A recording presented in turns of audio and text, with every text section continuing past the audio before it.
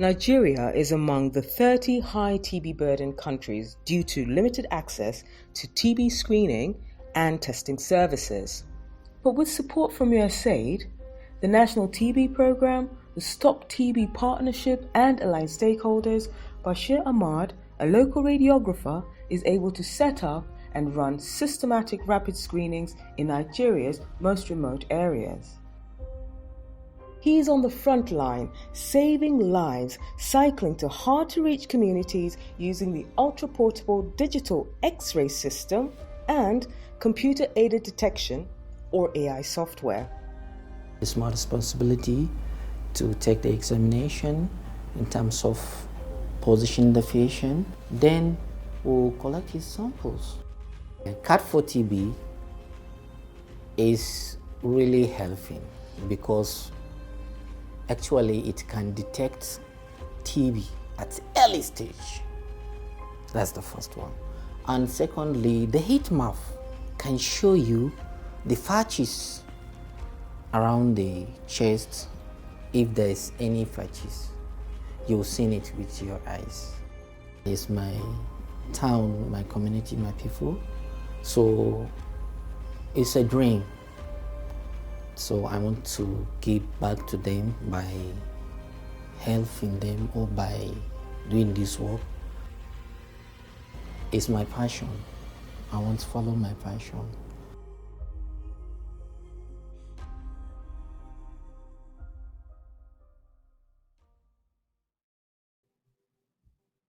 Good morning, good afternoon, and good evening to you all. Welcome to another insightful Delft Imaging webinar. And we are always grateful to have you all join us. And as always, we appreciate and value you all for taking the time to join us. My name is Baaba Pobee, and I'll be your host for today. Before we start, please let us note a few instructions, okay? So the webinar is being simultaneously interpreted in Arabic, French, Russian, and Spanish. So to listen, you need to click on the interpretation button and select your language. I'm going to take that again. So the webinar is being interpreted in different languages: Spanish, Arabic, French, and Russian. And all these languages are being interpreted simultaneously. So to listen to your preferred language, please click on the interpretation button and select your preferred language. Thank you. Also, another very important thing to note is that there's going to be a Q&A session at the end. So all your questions are going to be answered at the end of the presentations. So please send all your questions through the Q&A session, okay? There's in between the participants and the chat box, you'll see a Q&A box right there.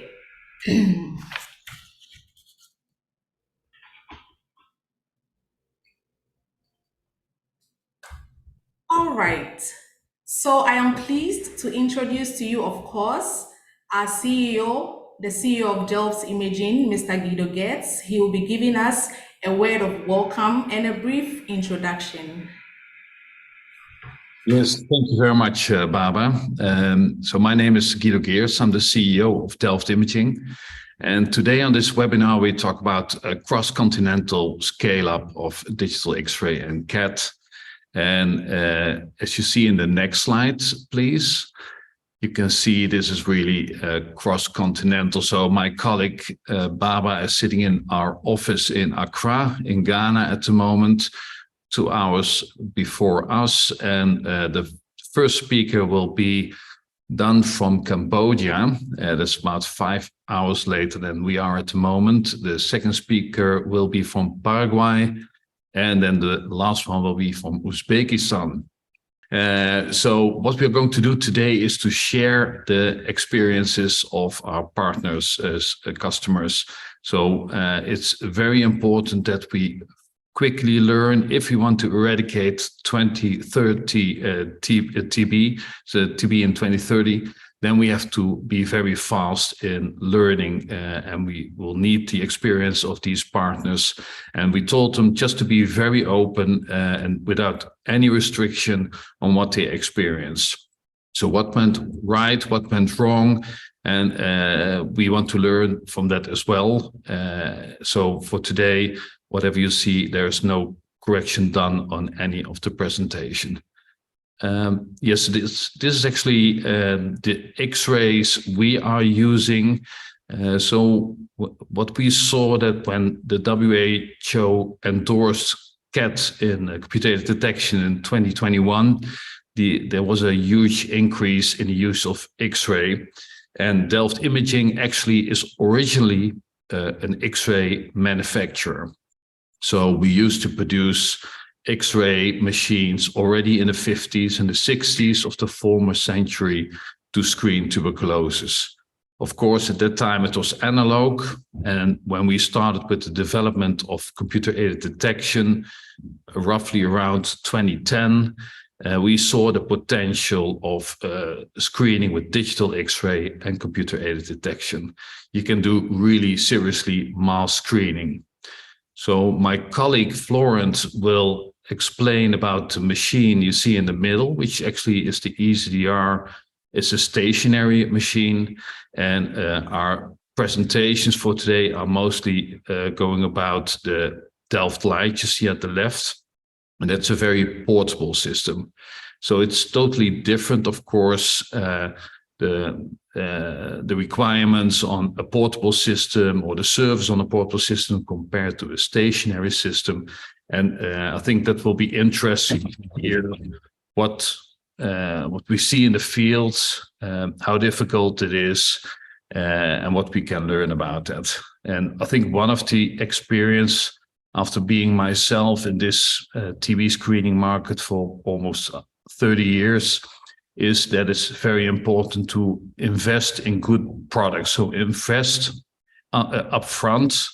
So we're not talking only about our products, the X-ray in general, because it's very important you have reliable, high-quality machines, because it's already very complex in the field. A lot of things will go wrong, especially when it's portable in the field, and there's a huge complexity, and your team is around, so you have to lower that risk by selecting high-quality products. I think that will be an important advice in general. For the next slide, please. So these webinars, and here you see a couple of them. There are about here 10.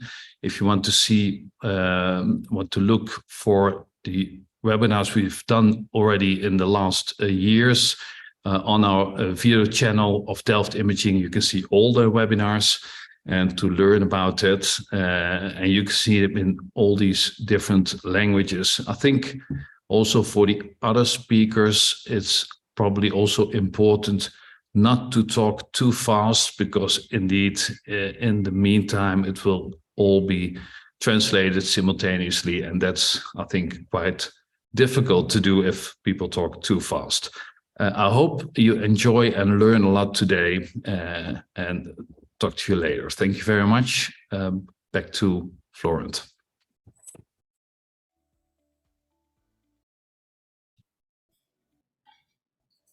All right, thank you very much. So yes, I think Guido has mentioned already. So let's welcome Florent Geerts. He's the Business Unit Director for Delft Imaging. Florent, the floor is yours. Thank you, Baaba. So I think everybody is, of course, looking forward to hear from our different speakers from Uzbekistan, from Paraguay, and from Cambodia. So I don't want to take up too much time, but I think most of our speakers, or all of our speakers today, will really talk about the utility of CAD, so CAD for TB, and also of portable X-ray systems. But when you look at X-ray systems as a sector, we of course have to distinguish the portable ones, like Guido mentioned, the mobile ones that you might use in an emergency care area in a hospital, and the ones that you would use perhaps stationary in a hospital or in a containerized clinic or in a mobile clinic. And one of these settings, so in the stationary X-ray systems, that's what I wanted to talk a little about more, especially because recently we developed a white paper specifically looking at, okay, what are some of the considerations if you're looking at the implementation of stationary X-ray, and looking in particular at one of them, the EasyDR that Guido mentioned already before. So if you can go to the next slide, please. So indeed, today we'll talk a little bit. I want to give you an introduction to the white paper, and we will share that after the webinar also with everybody to basically show what multi-purpose X-ray systems can do for TB screening, but also going beyond there. So really for health system strengthening. So go to the next slide, please. So as Delft, what we really want to do always for our partners, and of course today we are very glad to have speakers from very different countries, all partners of ours as well. And what we always want to be able to do is to provide then the X-ray side, so the hardware, so to speak, the CAD for TB, so the AI software, but also be able to support with training, with installation, and also with service and maintenance. So to be able to support the clients all the way to make sure that their TB screening program is effective as possible. But if you look at the top left corner, digital X-ray is, of course, a range of different systems, like I mentioned. So if you go to the next slide, please. Here we see a little bit of an infographic, and it's slightly simplified, but it basically shows that the more portable that you go, so in, let's say, for example, screening close to people's homes of community-based screening events, you will need a more portable system. Of course, you won't be able to take these larger systems right into the community unless, of course, they are installed in a mobile clinic. So what we've tried to reflect in this infographic as well is that the higher the level of portability, the closer you can basically directly go to people, but also because the system will become smaller, the less exposures you'll be able to take. I wanted to talk today specifically about stationary X-ray systems. So we're looking, for example, at implementations within a health center, but could also be a containerized clinic like we see on the top right, or could even a mobile clinic. But particularly, I want to talk about the EasyDR X-ray system. If you can go to the next slide, please. So the WHO in the consolidated guidelines also mentioned that chest X-ray was found to be a sensitive screening tool that has an important role in the early detection of TB in both children and adults who are at a higher risk of TB, as well as potential to reduce the population burden of TB diseases when combined with early treatment. And I think what everybody who is on our webinar today knows, there is a big push, a lot of interest in scaling up X-ray, and often in combination with CAD. But then the question becomes, what type of X-ray system is suited for TB burdened and often low resource settings? So looking at stationary X-ray in particular, in 1995, the WHO already released what they called the technical specifications for the World Health Imaging System for radiography. So they called it WISRAD. And it basically is a set of technical and design specifications. And they basically said that for a system, a stationary X-ray system, to be at its highest utility level and to function properly in a low resource setting, it should basically adhere to 5 guiding principles. So of course, the X-ray image quality must be excellent. It must be safe for patients and personnel, must be easy to install and to use. It should be usable when the electrical main supply is not reliable. I think that is a very important one also. And the equipment maintenance should be minimal. So if you go to the next slide, please. So one of the stationary X-ray systems that we have, the EasyDR, was really designed as per those specifications. So it's a multi-purpose stationary X-ray system that can do about 95% of exams that you would want to do with an X-ray system, and can do over 300 exposures per day. So it was designed within those technical WISRAD specifications. And the WHO also produced a consumer guide at the time for the purchase of X-ray equipment, and basically said that the WISRAD unit, so units with those technical and design specifications, is the only X-ray unit needed at a primary health center or in a small hospital at the first referral level. Any X-ray unit which does not meet those specifications would be a questionable investment. I think that's, of course, a pretty quite a statement. But if you consider, for example, the principle that is listed on the challenge around electricity, I think it's a fair one to make. If you look at a system that does not take into account, for example, fluctuations in an electricity grid that you might have in certain TB burdened countries, you're going to get those spikes immediately in the electricity grid going into the X-ray system, and that can quickly fry the system and thereby, of course, hindering operations. So these types of principles, that's what they wanted to protect against those kind of situations. If you go to the next slide, please. So just some examples. So we have top left to right, top left, the EasyDR in an X-ray room in Bangladesh at a health center. The middle one is in Ghana in a containerized clinic. So not a mobile one, but a containerized clinic, which can also be moved to another site if and when needed. The one-stop clinic in Nigeria, the WOW clinics, which I think are very well known on the top right. So really in a mobile environment. You see the solar panels on the roof that it can be used to charge the battery pack, which again protects against the fluctuation spikes. And on the bottom left, we see it in an installation X-ray room in Sierra Leone. If you go to the next slide, please. So in our white paper, and again, we'll share it afterwards, but we highlighted one case study, which was the Ghana Oreo project. It was called the Acceleration of TB Case Detection project. Basically, it contained 52 X-ray systems that were installed across Ghana, all using CAD/TB software and data radiology options. So 30 EasyDRs were installed in containers because the facilities at that time didn't have, for example, the space to host the systems. So it basically became a separate radiology wing, so to speak, through these containers. 20 EasyDRs were already in X-ray rooms and 2 were in a mobile environment, so in a mobile clinic.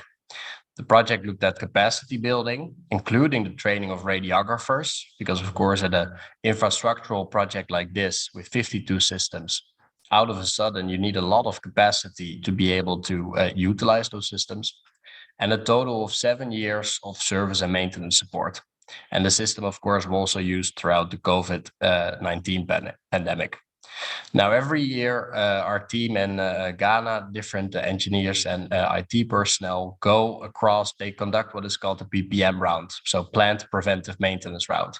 They visit all of these systems across Ghana, basically with the idea that preventive maintenance is always better than corrective maintenance. So before something might occur, let's have a yearly check on those systems. And also while we're there, check how the system is performing, any challenges that the client might be facing and so on. And I think having done that in the past years have given us some interesting insights. And I wanted to share those also with you. If you go to the next slide, please. Looking firstly at performance. So you see, as soon as we started rolling out the project, basically you have, of course, the first time the systems are utilized. So I think both there is people becoming aware that the system is there, getting accustomed on how to use it. So over the years, you really see a ramp up in terms of the utility, going on to that 1.2 million people have been screened cumulatively so far. One thing I should mention, I mentioned in the project that it contained 52 X-ray systems. There are already 2 X-ray systems that were already belonged to Ghana Health Services, and we included them in the planned preventive maintenance round. So that's why I'm talking here about 54 rather than the 52. So this is about performance that you see, and you see that increasing again over time, screening very high numbers with these systems across the country. Now, if we look at the next slide, we see, okay, we wanted to give some insights on what kind of issues do you see. So if you look at the last year, for example, across 2022, we saw 63 IT issues and 31 technical issues. So that's for 52 or 54 systems. So if you sum those up, you have 94 different issues across the entire year. Now, 94 is a relatively high amount, but we wanted to show what that means on a per system level. So if we go to the next slide. Here you basically see what that average annual call volume, so the amount of issues means per EasyDR. And we've shown that in the past 3 years. And then we see that on average, for the past 3 years average, actually, we have 0.59 calls per year for technical issues. So less than 1 issue per year per system when it comes to technical issues. And IT issues a little over 1 issue per year. So this is, I think, really where you see those guiding principles from the WIS-RAD specifications coming in, that, you know, the system should, of course, be of quality, be easy to maintain, and so on, that comes across also in the performance. If you go to the next slide, please. Then we want to look into the resolution methods a little bit more. So we see across the different years, we see a split in technical issues and IT issues, and whether those were able to be resolved remotely or on site. And I think here, of course, there was an impact also with COVID, whether you could be on site or not. But on average, we see that it takes about less than 1 day to resolve IT or application issues, and less than 2 days to resolve technical issues. So if you then look at those systems, basically the rollout of installation started in, I think, a little bit at the end of 2016, took about 2 years.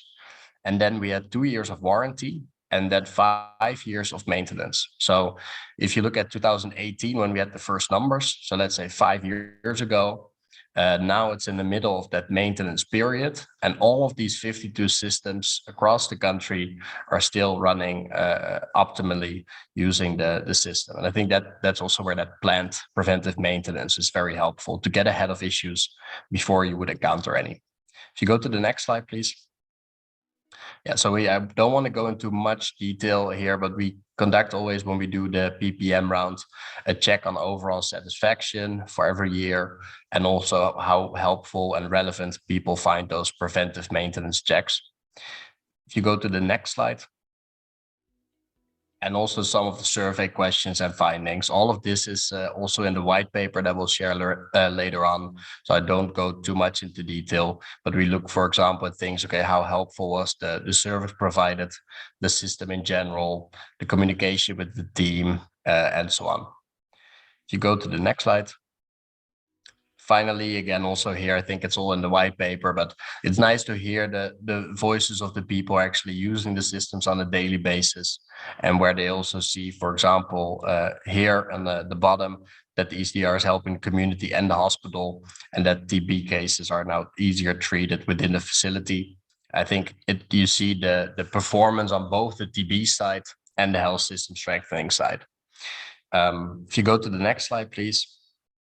So, because I don't want to spend too much time on these details, because I think everybody very much wants to hear from the other speakers that we've invited today.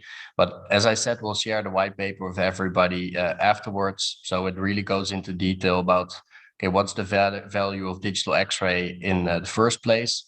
What is the value for TB, but also for health system strengthening? What has the WHO provided in terms of information on this topic so far? And then the EasyDR is basically a derivative of, you know, that information, the system that we provide that closest adheres to those types of specifications, looking at, okay, what does the system offer, service and maintenance, capacity to building requirements, and so on. Talks also about considerations to select the optimal X-ray system. So it's not specifically on the EasyDR, but for example, when you're looking to install a stationary X-ray system, you have to think of the space that you have available. You have to think of the environment, humidity, temperature. You have to think of, you know, the human capacity available to man all of those systems. So those are different considerations that are good to take into account before deciding on any way to move forward to stationary X-ray systems. And then, of course, the case study for Ghana. So we'll share it with you afterwards. I just wanted, because the webinar today is very much on portable X-ray and CAD, shine a little bit of light on stationary X-ray and some of these considerations. And that was it really for my part in this extent, Baaba, and I'll leave it over to you for the next speakers. Thank you. All right, thank you so much, Florent. And I'm sure everybody will be looking forward to the white paper, receiving the white paper to go through. All right, so moving on to our external speakers for today, we have some members from the Cambodia Prevalence Survey Core team who will be sharing experience in the implementation of Delft Lights and CAD for TB. So I'm going to give the floor to the first person to be sharing with us. Kay, are you ready for us? Yes. All right, the floor is yours. Thank you, Baaba, for your great coordination. My name is Anjom from Cambodia. I'm the star advisor to the National TB program. Currently, I support the National TB program to implement the third National TB Prevalence Survey in Cambodia. Next slide, please. This is the outline of our presentation. I will talk about the background and brief information about the prevalence survey in Cambodia and program planning, and then we go to the main topic about setting up of a Delft Light unit in the field and the connectivity and the use of computer aid detection in TB prevalence survey, and finally we talk about challenges. Next slide, please. Here's the background. Next, please. Cambodia is one of the countries in South Asian region, and we have around 17 million population. Based on the WHO, our estimate TB burden in 2021 is about 288 per 100,000 population. And the estimate incident TB among HIV is about 5 per 100,000 population, and your TB is about 6.2. And the TB mortality among HIV negative is 21 per 100,000 population, and TB mortality among HIV positive is about 3.4 per 100,000 population. In the right-hand side, you can see the trend of TB in Cambodia. TB incident, new and relapse TB cases notified TB incident among HIV positive from 2021. You can see overall TB incident in Cambodia is going down. And the new and relapse TB cases a little bit fluctuate, but in the past few years, it's going down as well. Next slide, please.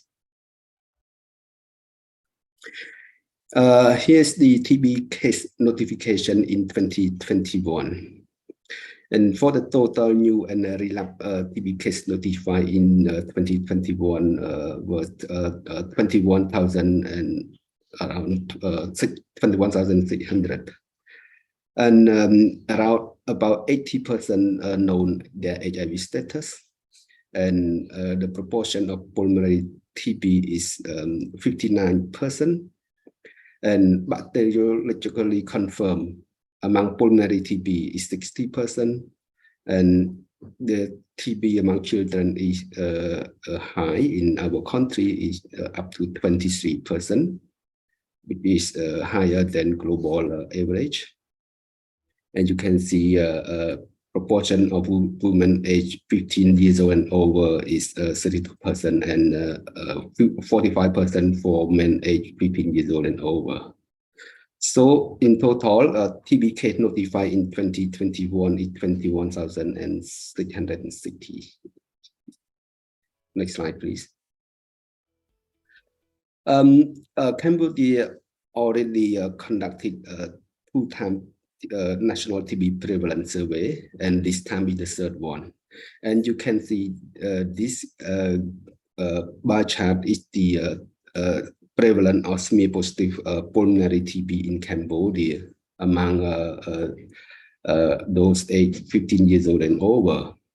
Overall, between 2002 and 2011, there was 43% reduction of TB prevalence. But what we note here is the reduction among those with chronic cough. If you can see here, In 2002, the prevalence of smear positive among chronic cough is 274. And then it reduced to only 116. So there was a 58% reduction. But among no chronic cough, the reduction is a little bit lower. It's only 70% of reduction. Next slide, please. And this the TB case notification in Southeast and Asian country. You can see here, this the case from 2005 to 2018. Overall, in 2005, under universal health coverage, most of country reached the target of notify TB case about 70%, and the case detection and cure rate about 85%. And we expect that this trend should be continue to decline. But after that, you can see under stop TB, overall TB case in from 2006 to let's say 2015, it seems like it's not really a significant reduction. And after that, you see in some countries there's some reduction of TB case notification, but some countries still increase. And you can see the yellow one, the yellow line is Cambodia. You see the TB case notification is declined significantly, and the other countries continue to increase. So this you can the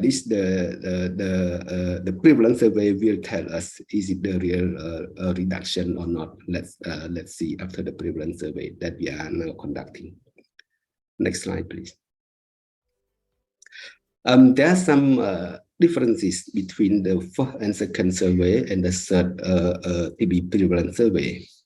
In the first and the second TB prevalence survey, we use paper-based for data collection with conventional chest X-ray, while our current third national TB prevalence survey is more like use technology. So we use digital chest X-ray that we are discussing here. And also we do expert ultra and with Amgen. And for screening, we screening chronic cough and any abnormality of chest X-ray. We'll also send to for sputum collection. Also diagnosis based on smear and solid culture.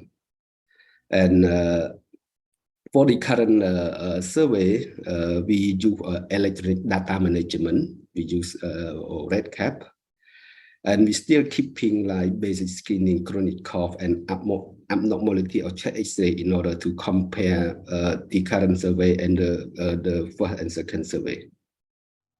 So we can say technology will add the value to this survey.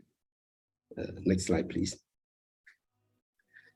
The brief introduction of the third TB prevalence survey that we are currently conducting. It is a cross-sectional population-based survey with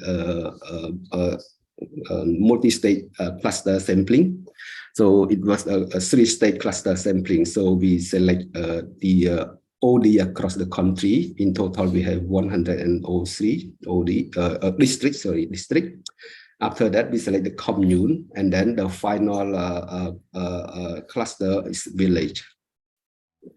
So it the whole country survey, and we stratify our cluster in 3 group: rural area, urban but not Phnom Penh. Phnom Penh is the city, the main capital of Cambodia, and Phnom Penh. So these are the 3 strata in our survey. So we include all persons who are 18 years old, 15 years old and over at the time of the survey, and reside in the selected cluster at least 2 weeks. And for those who living in the military or diplomatic compound or hospital and hotel will be excluded from our study. Next slide, please. This is the overall process of the national survey. So you can see the upper left side is the arrival of participant, and then participant will receive informed consent.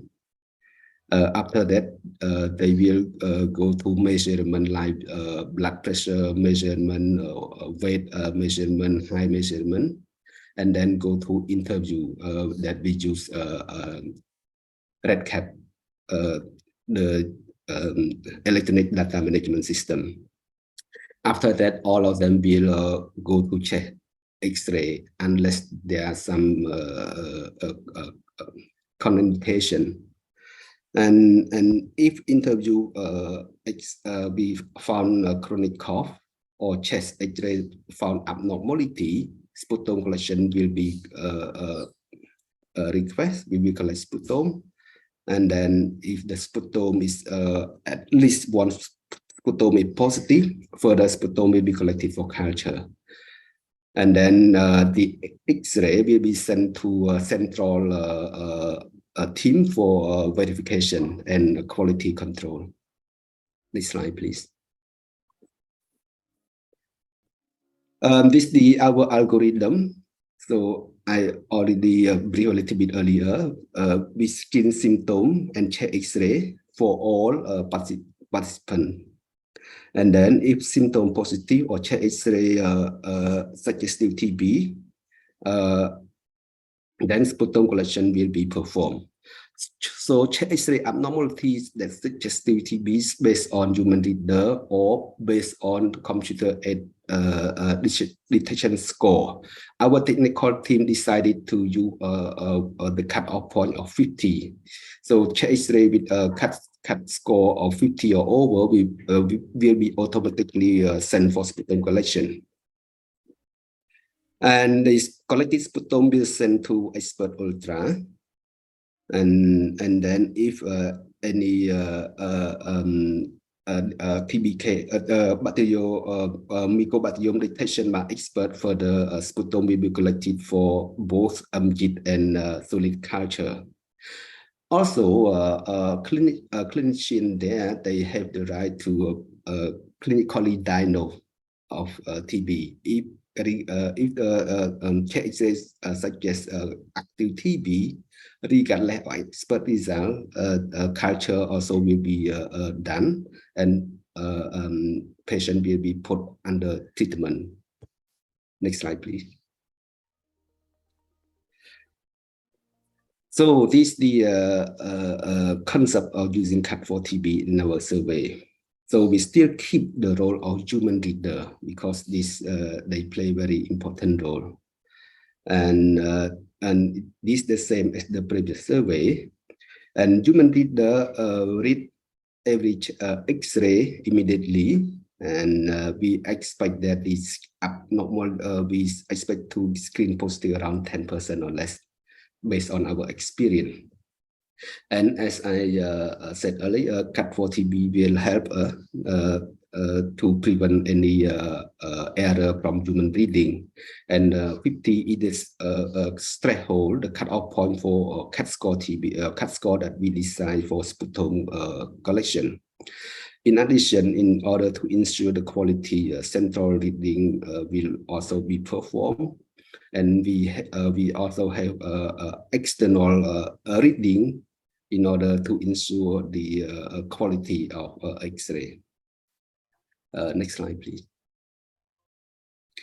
I will hand over from this slide onward to my colleague, Dr. Kama. Kama, the floor is yours. Thank you. Thank you, Dr. Yong. Good morning, good afternoon, good evening, everyone. So my name is Kima. I'm from Untitled Chapter. So we are working together with the Cambodia team for the third national prevalence survey.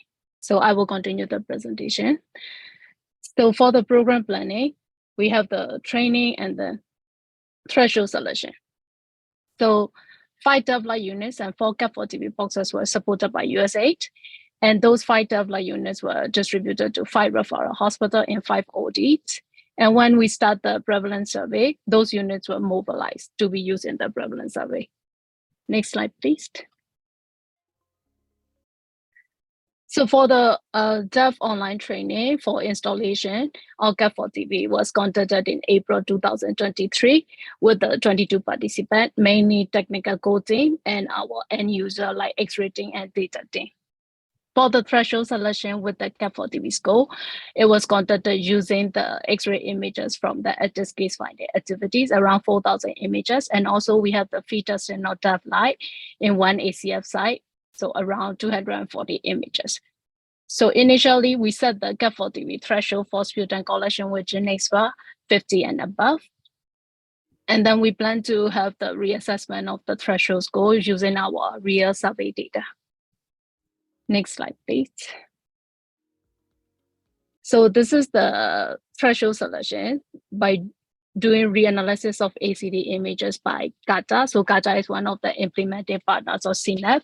They have the edge case finding activity. So around 4,000 images were blindly selected out of 16,000 ACD images, and all 107 GenXPA positive cases were included from last 1 year. And then there are X-ray scanning results by GATA human readers. So the GATA team used the ODI unit, so their image quality is not very good. So those X-ray images were reassessed by the central readers of the previous survey. So according to the result, we initially set up the CAD for TV score at 50 with sensitivity 80% and 1 minus specificity 6.5%. Next slide, please. So observation from the threshold selection exercise. So in CAD score 60 and above, most TB are detectable, and this will be the reasonable cutoff for screening using ACD and triage, like when resources are limited. For CAD 50, abnormality is significant, but we cannot really say this is active, whether or not active or back confound or not. So that's why it will be text fusion in TB prevalence survey. For CAD less than 50, more non-significant abnormality, or sometime when the score becomes lower, normal by the human reader is observed. But however, we still have some back confound cases with the chronic or minimal lesions by chest X-ray. And we also observe some XPA positive cases in and around CAD score 30. So mostly chest X-ray show the significant abnormality like atypical TB, lower lobe congestion. So these could be saved by human reader in our prevalence survey. So that's why we decided to set up 50 instead of initial setup of score 60 for the sputum collection. So whatever the reader decide, the CAD score 50 or more will be automatically sent for sputum for GenXPA Ultra. And we expect that human reader will save significant abnormality of non-typical TB disease among CAD score less than 50. So training to avoid too much overreading is essential to learn abnormal or normal. And then we will review the upcoming data to reassess the threshold score. Next slide, please. So this is the bringing and setting up of Delft light units to the field. Next slide, please. So according to our team, it's really portable and easy to set up. And on a fully charged battery, they can easily do 200 exposure, sometimes up to 250 exposure. And the operation hours for both Delft light system and CAD for TV is up to 16 hours with no problem. Next slide, please. So our typical cluster operation is around 1 week with total screening 3 days per cluster. So we have around 150 to 200 participants per day. So up to data from June 2023, we have around 99% of participants taking chest X-ray. Next slide, please. So this is the connectivity of Delft light units and CAD for TV. So the photo is from the real survey site. You can see the complicated cables and so many devices. Next, please. So connectivity with the Delft light. So the team decided to use the Wi-Fi option to connect the CAD for TV with the console computer because the cable connection sometimes create challenges with the data burner connection. So because when we use the data burner using the Bluetooth wireless connection, it shows some errors and image acquisition problems. So the LAN connection is given priority to the data panel, and we use the Wi-Fi for CAD4TV box, and we use the offline CAD4TV box system. Next slide, please. So we will talk about use of CAD in the prevalence survey.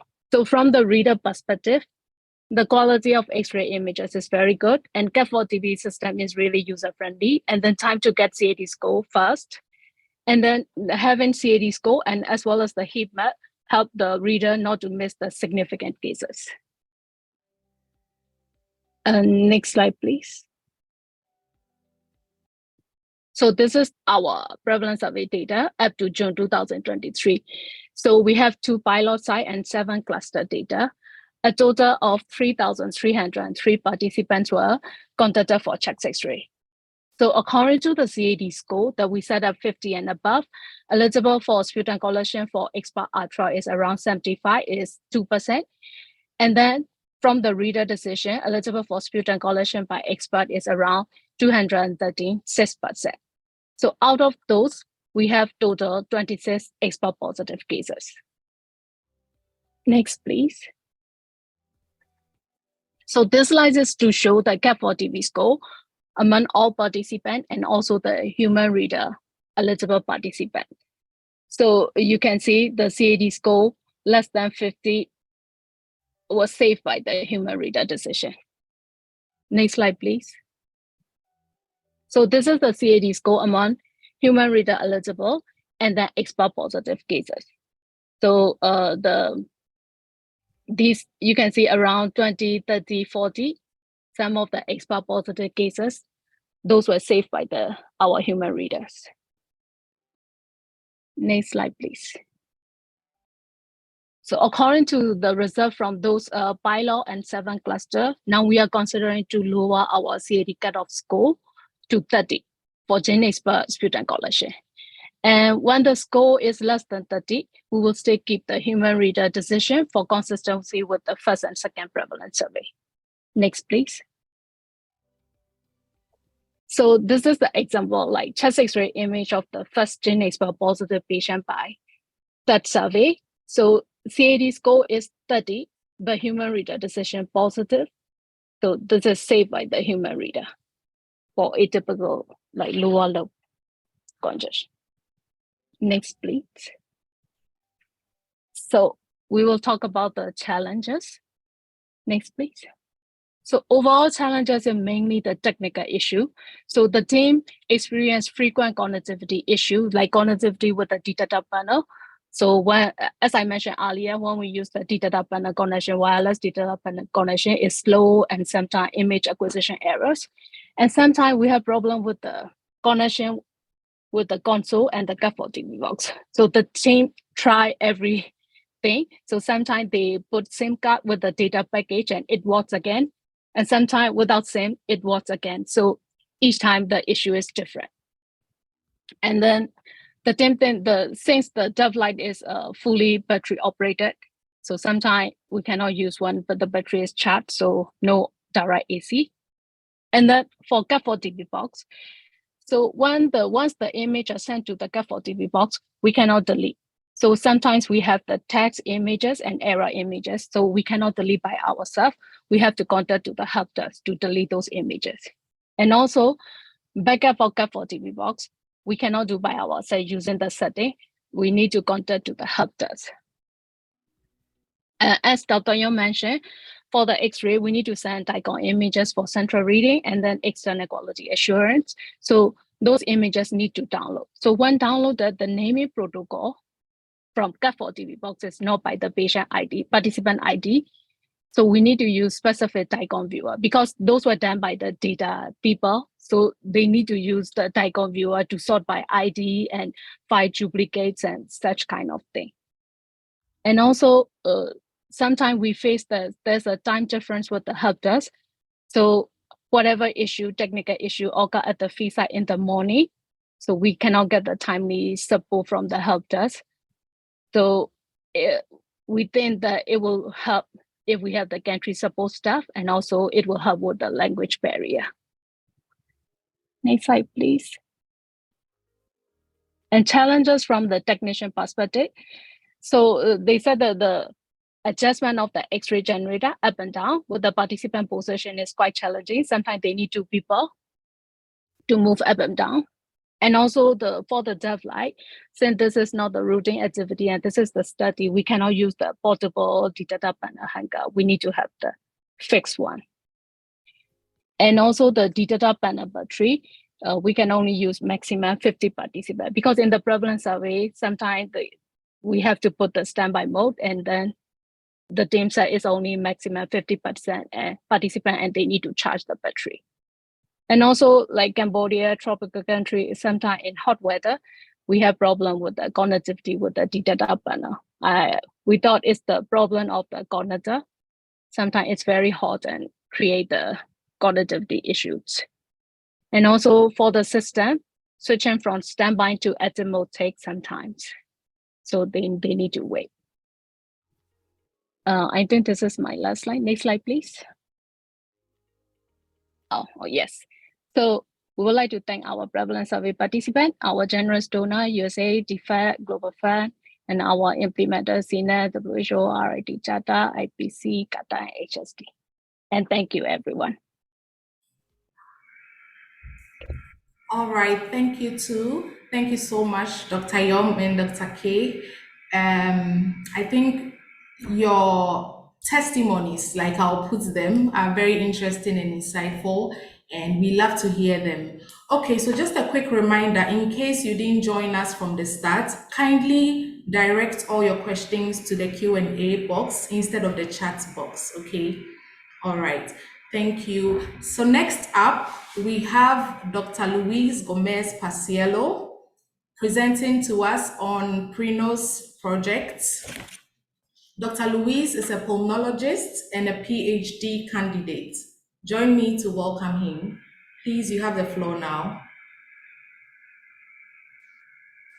Okay, hello to everyone. Good morning from Paraguay. Next slide, please. Yes, I am a PhD candidate. I gonna tell you about our study, the inclusion of artificial intelligence in the TB screening in prison. Next slide, please. Next. Okay, tuberculosis screening with Prinose and CAD4TB in Paraguayan prisons, Prinose study. That is our clinical trial number, and our primary objectives is to assess the value of Prinose to diagnose the TB in prison. Next slide, please. Of course, all you know that the TB is a huge problem in the world. The treatment is free, but still leading the cause of death from a single infection agent. Next slide, please. So why in the prison? Why we perform this study in the prison? Next slide, please. There is a study from Paraguayan investigators that found the relative risk of tuberculosis in prison compared to the community was 17.3. So prisons represent a reservoir for the spread of disease to the rest of the community. I work in the respiratory hospital. It's a 4-level hospital, and almost 70% of the patient was with TB. Know somebody or have a close person who had TB who was in the prison. So that is the explanation. We need more affordable point of care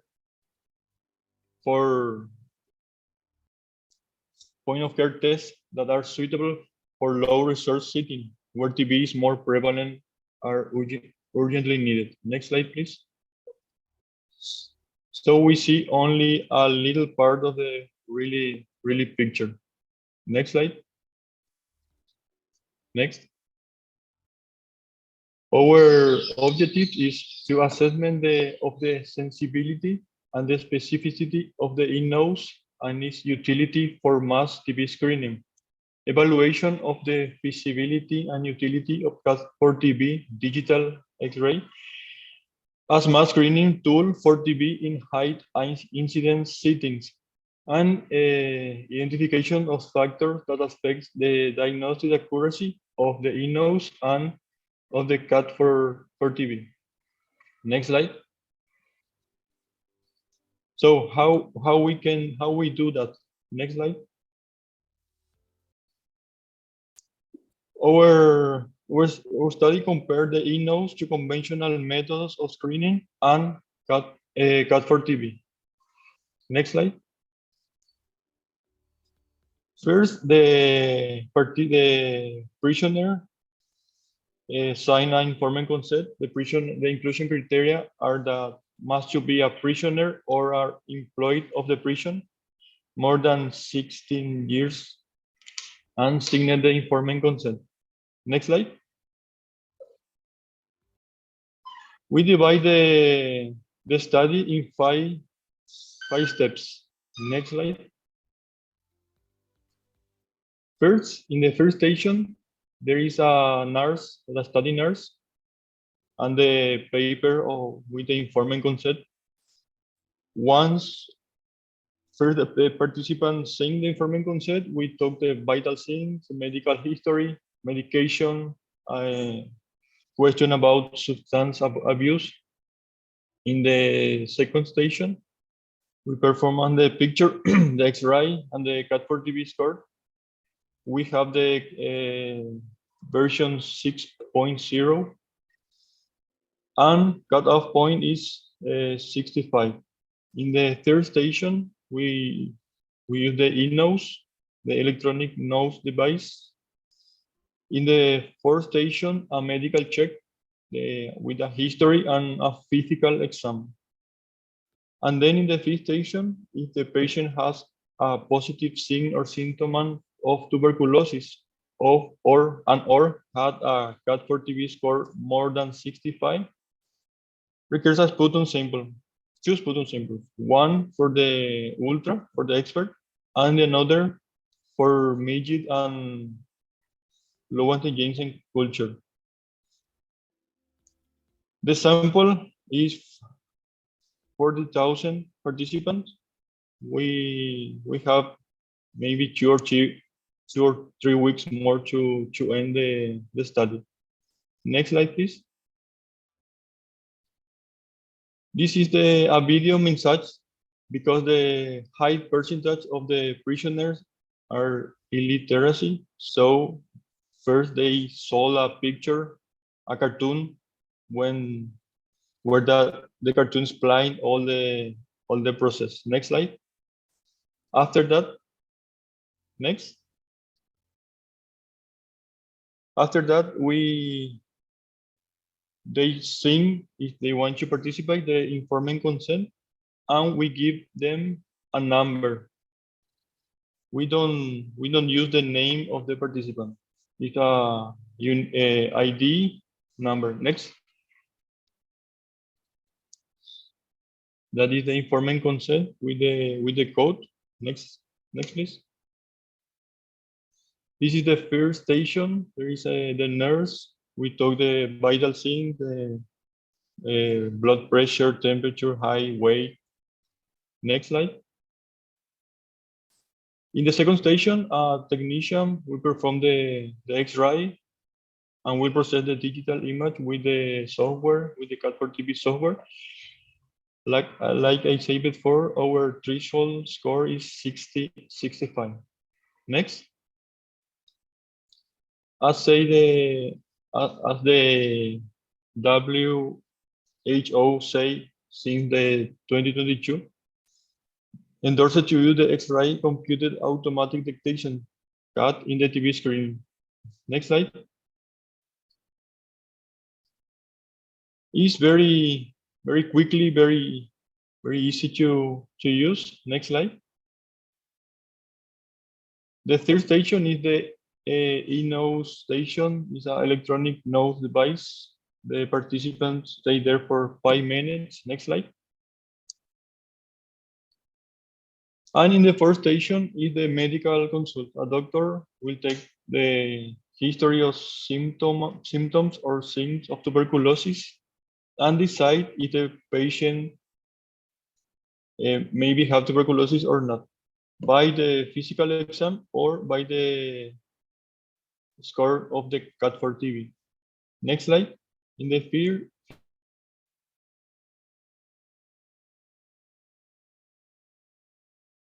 samples. One is for the ultra or the expert and the other for the midget culture. Next slide.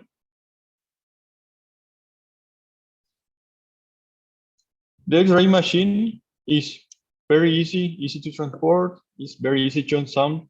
Does not require constant connection to the electrical network. That is a excellent stuff because in the prison is very awful.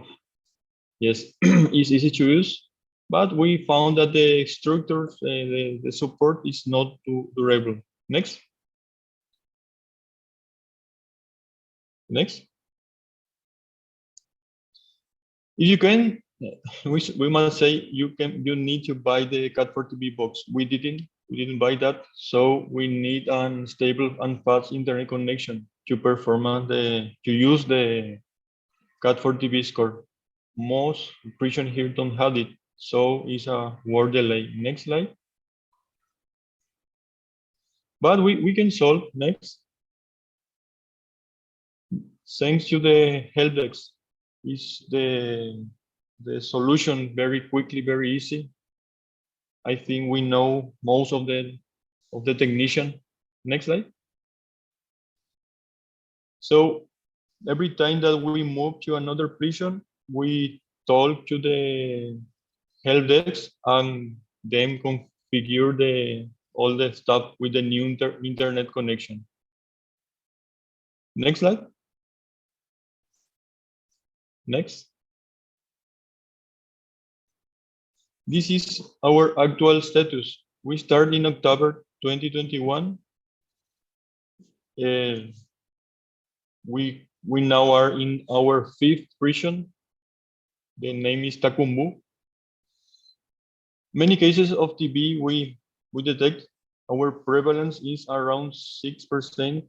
In the national numbers, the national TB program has numbers that the prevalence in prison are around 3 or 4. So thanks to this study, the prevalence is more.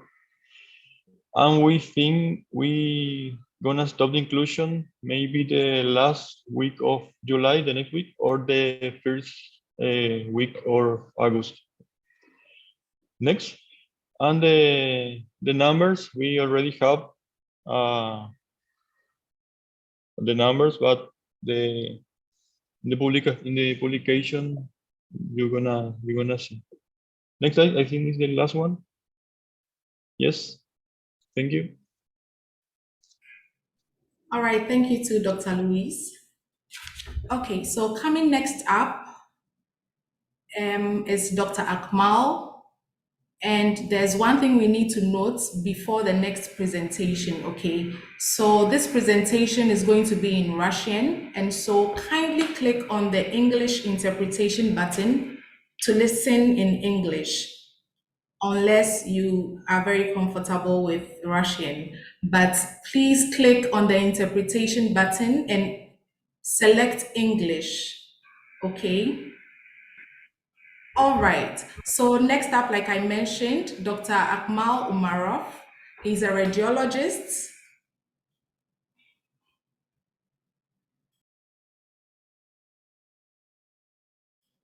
Sorry. All right, so next up is Dr. Akmal. Okay, looks like he has already started, so the floor is yours.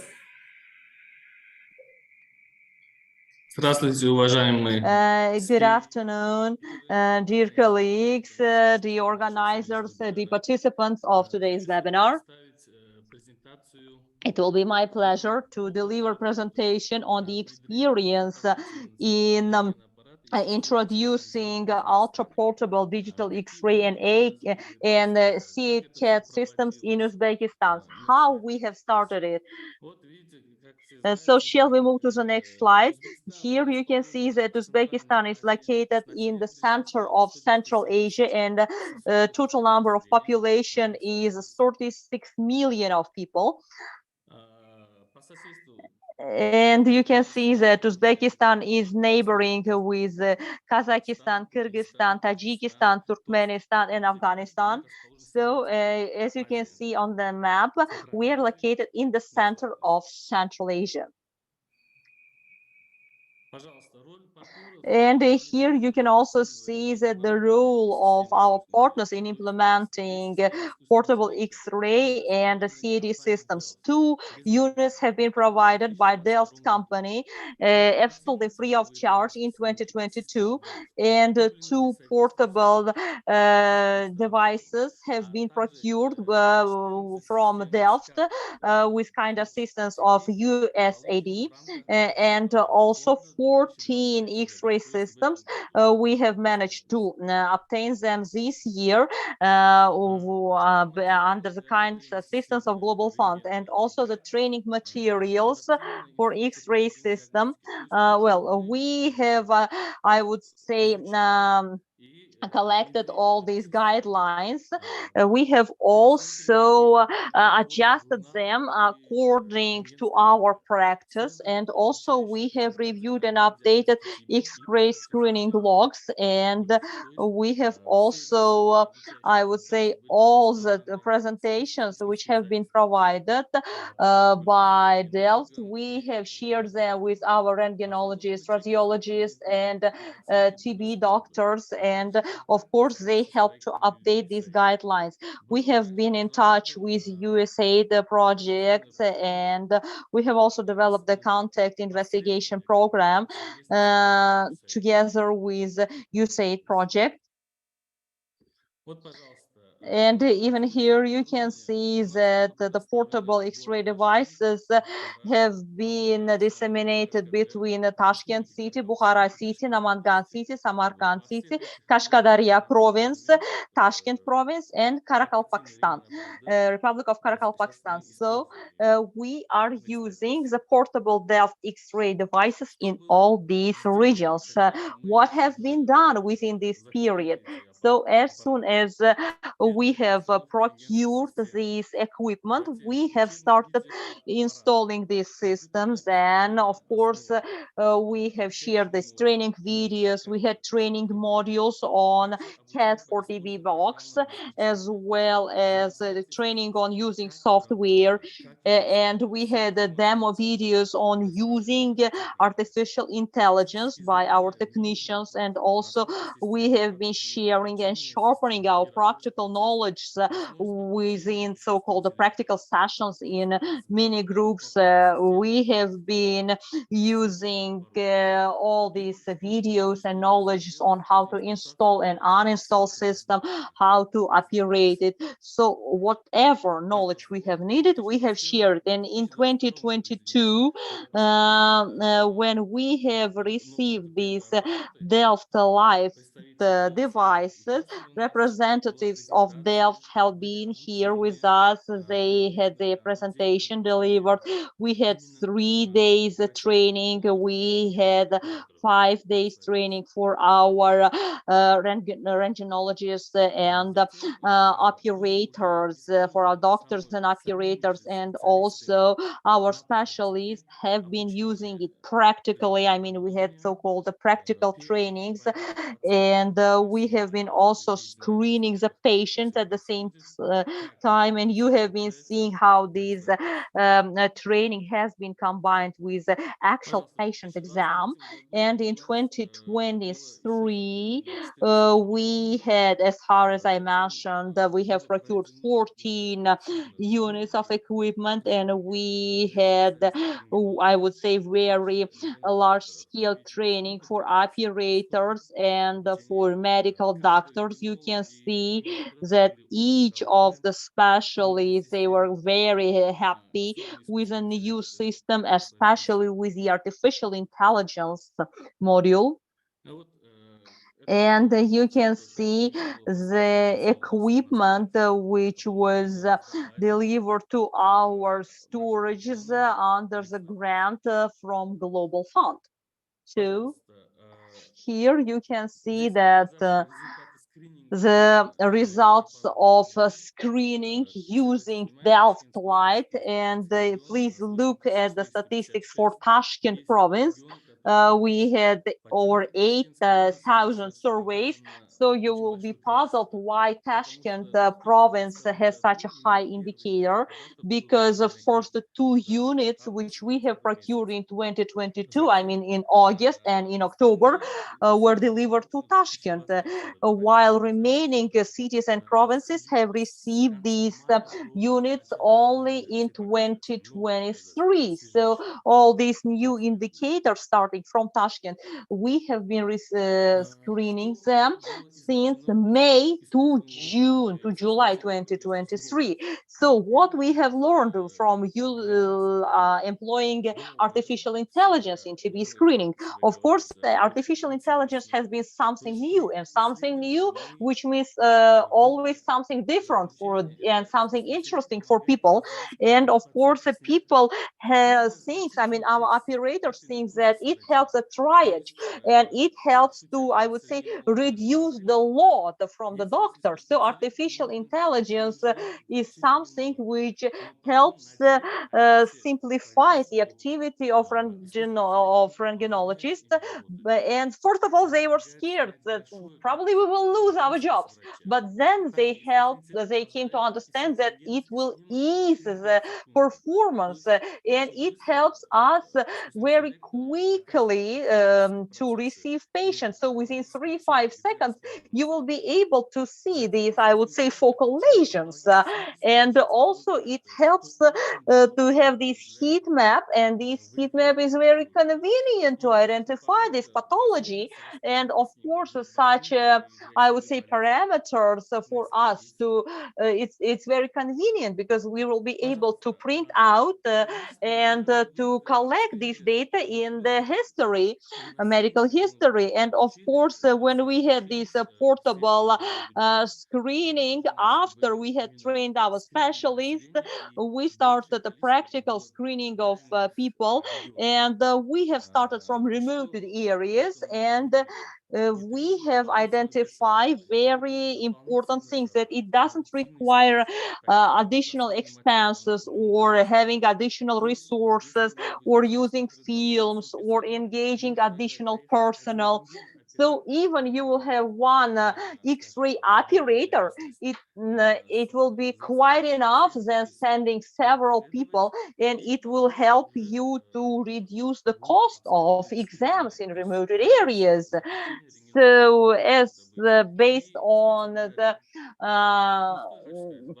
a conclusion of the medical doctor, you will proceed with the exam, I mean, for sputum. The system can perform both online and offline.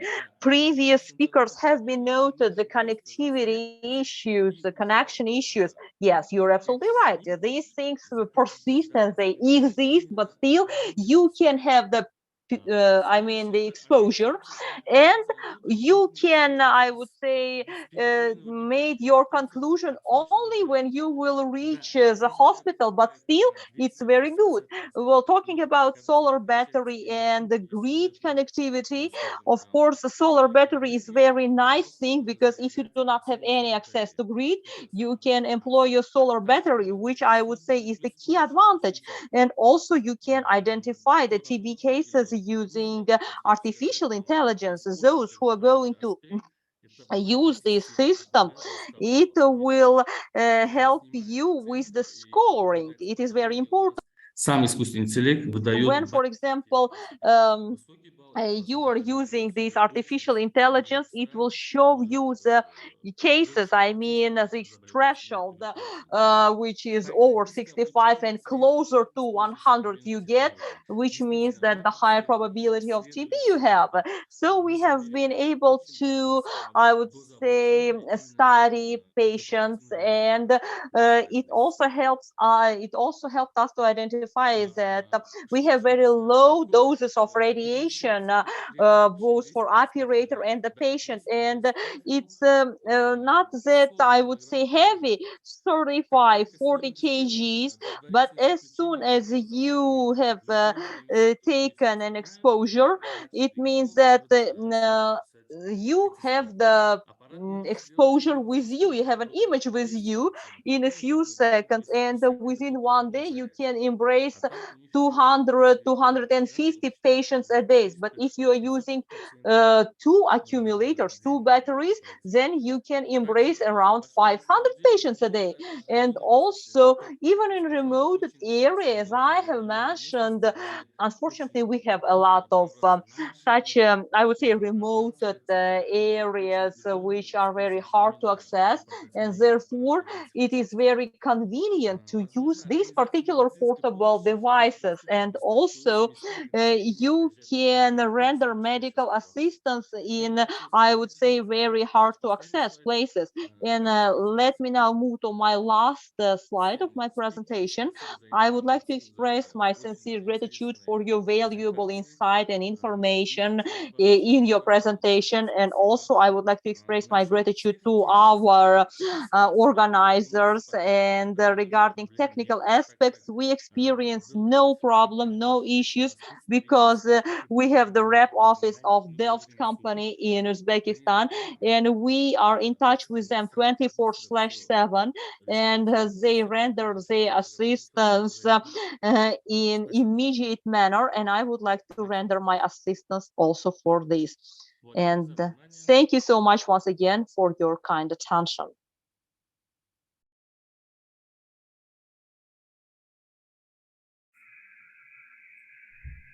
Wow. Thank you so much, Dr. Akmal.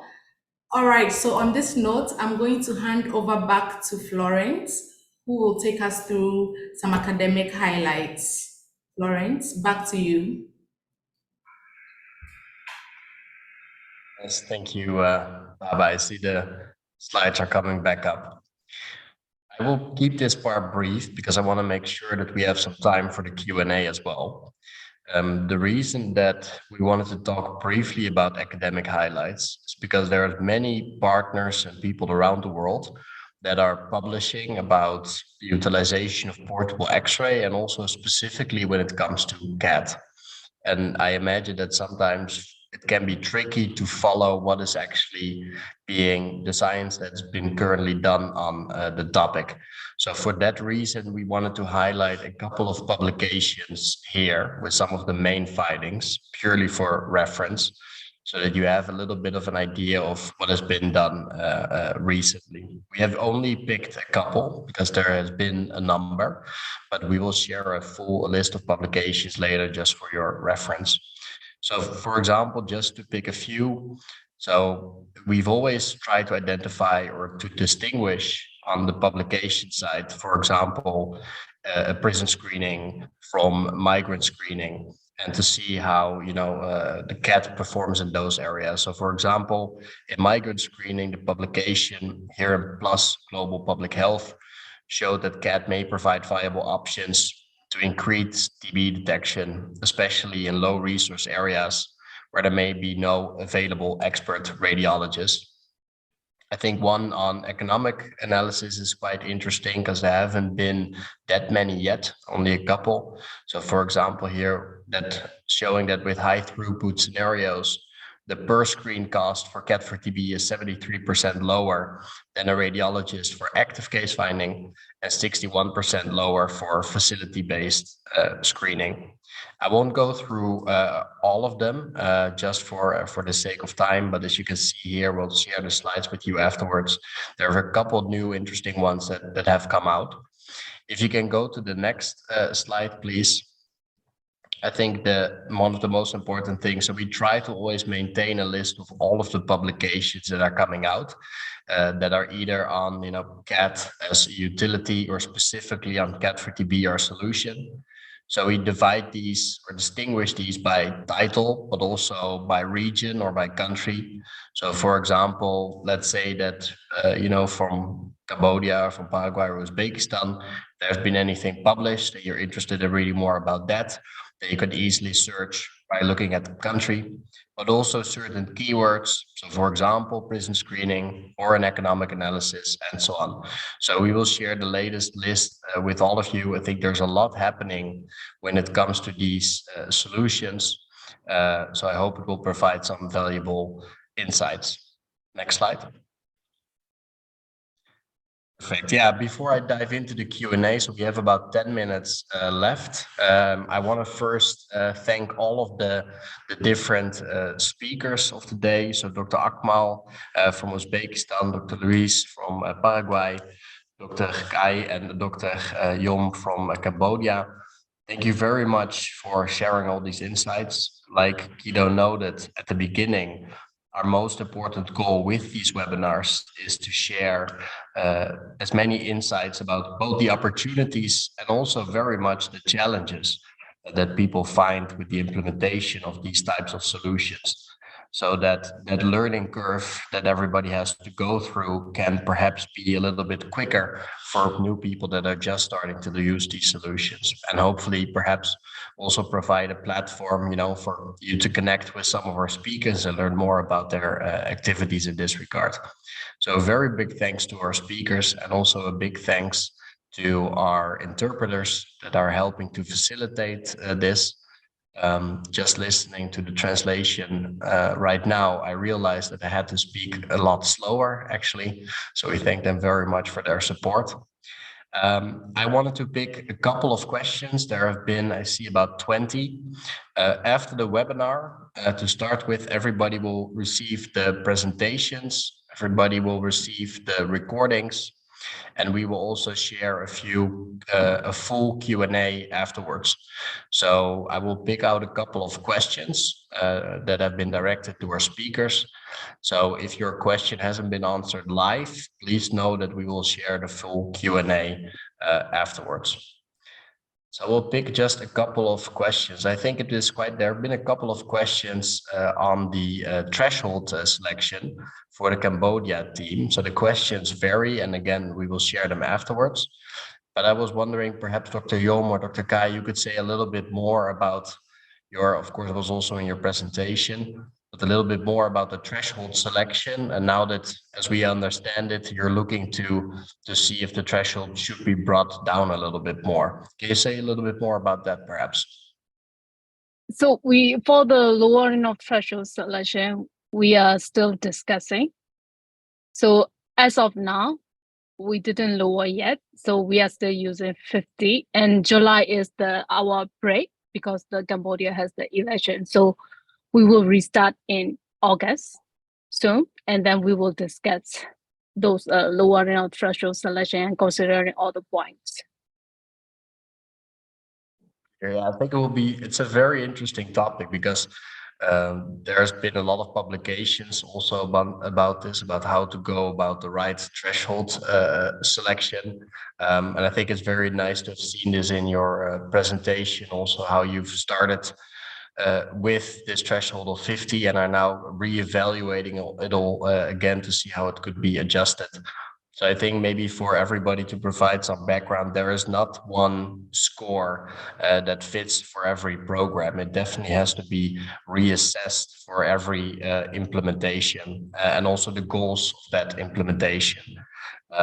Picking, for example, a lower score means that you have to follow up, of course, also with more patients, which has also an economical impact. So there is a number of considerations there. So thank you, Dr. Yom and Dr. Kai, for elaborating on that. And I think everybody is looking forward to hearing more about the follow-up on that. I just would like to add a bit to my colleague based on our 7 cluster implementation. Human reader already save a few images that we consider as presumptive TB cases and send for sputum collection. And we will discuss on that later this month to reassess the cutoff point, whether we decide the 50 or lower or what should be done. Absolutely, yeah, and there was also just a question from Mr. Mohammed. I see here, what should be the standard threshold? Yeah, indeed, like we mentioned, there is no really a standard threshold. It really changes per program and also the goals that you have. There are different ways to assess the right threshold. There's different ways in terms of analyzing an X amount of images, for example, 200 that are split in normal and abnormal, to basically look at a given data set. Okay, what would be the optimal threshold? But the optimal threshold from an accuracy point of view might be different than the optimal threshold in terms of what your economics allow. If you, for example, have to send, let's say, 50 cases per day for follow-up, but only have expert for 20, then it doesn't make sense to select that as the right threshold. So I think in our Q&A later, when we send it across, we can share a little bit more information about that. There's also a calibration guide on this, also by WHO, which is also good to mention. So we'll share a little bit more information about that afterward. Thank you, Dr. Kai and Dr. Jan. I see here a lot of questions also perhaps for Dr. Luis. How did you decide upon using a cutoff score of 65? Could you say maybe a little bit more about that?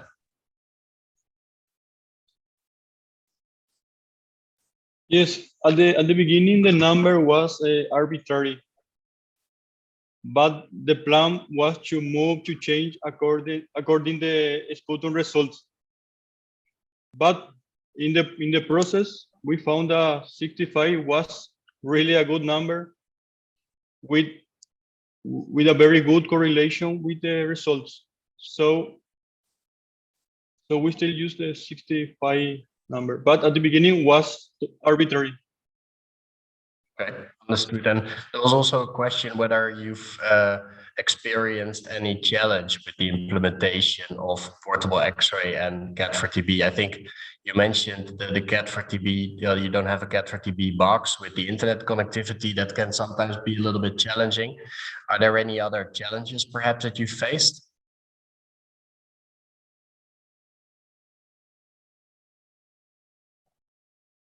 Luis, can you hear us still? Yeah, perfect. Yes, sorry. What the main problem was that we didn't buy the CAD box, so we need internet connection. And as I say in the presentation, the connection, the internet connection in the prison are very, very bad. So I think that was the main problem. And with the structure, the chassis, the aluminum chassis, know how to say the support. Yeah. Yes, that is very. I know that you already have a new support, so that problem is solved. To be a little bit more mobile, you mean? But the principal problem was the internet connection because we don't have the CAD box. Yeah. I think also to maybe mention from our side, I think about 99% of all of the projects we implement end up using or are using right away the CAD for TB box. I think even that's not just in the prison setting, so many different settings. Even if it doesn't even matter if the internet is not present or you just don't want to be dependent on it, because of course if you just are based on the internet connection, then the speed of the internet determines or influences the processing speed of the AI, and the whole program really becomes dependent on the quality of the internet connection. So indeed, most people end up using the CAD for TB box. I think virtually everybody. But thank you, Dr. Louis. Yeah, maybe a couple of very brief questions down to the last minute that I can answer myself. Mr. Mohammed, can CAD for TB software be used in non-digital X-ray systems? Definitely. So we been implemented on, for example, Fuji systems, Philips X-ray systems, very different from manufacturers around the world. So basically, CAD4TB uses a DICOM image, which is standard for a digital X-ray. And as long as it produces a DICOM image, then the CAD4TB process can, or software can process it. Maybe one interesting question also that's quite relevant, I think, from Petra. When introducing CAD4TB to a new country, how difficult is it to pass the official registration? How long does it take and what resources are involved? I think that's a very good question. I think there's a couple of different things. You have product registration, and sometimes people are talking about when it, but that's more on the X-ray side, approval from an Atomic Energy Council, for example. But when you're talking really about product registration, a lot of times with the procurement goes through larger procurement agencies. So for example, SnapTB GDF, or the Partnership for Supply Chain Management, POCM, through larger procurement agencies, a lot of times waivers can be arranged. So then the product registration requirements are waived. There are other countries, let's say, for example, Indonesia, where we know that the project registration is very strict. And then we often with a local partner work on that registration to get that done as swiftly as possible, which mostly from our side requires sharing CE documentation, marketing material for them to understand how it works, and more information like that. So yeah, I see 25 questions in total. I apologize that we didn't get to go through all of them. We're running out of time, but we will answer all of them in the Q&A document that we will send to everybody afterwards. Everybody will also get the recordings of and also the separate presentations. So for now, thank you again to our speakers, to our interpreters. Thank you, Baaba, for hosting us. To our facilitators, and also most importantly for everybody that made the time to attend today. Like Guido said, it's a truly cross-continental webinar with people speaking from all the way from Paraguay to Cambodia. So I know that for some it's early morning, for others it's later in the evening. So thank you all for making the time. I hope it was useful, and yeah, we'll get back to you with the next webinar in the next quarter. Thank you, everyone. Have a good day.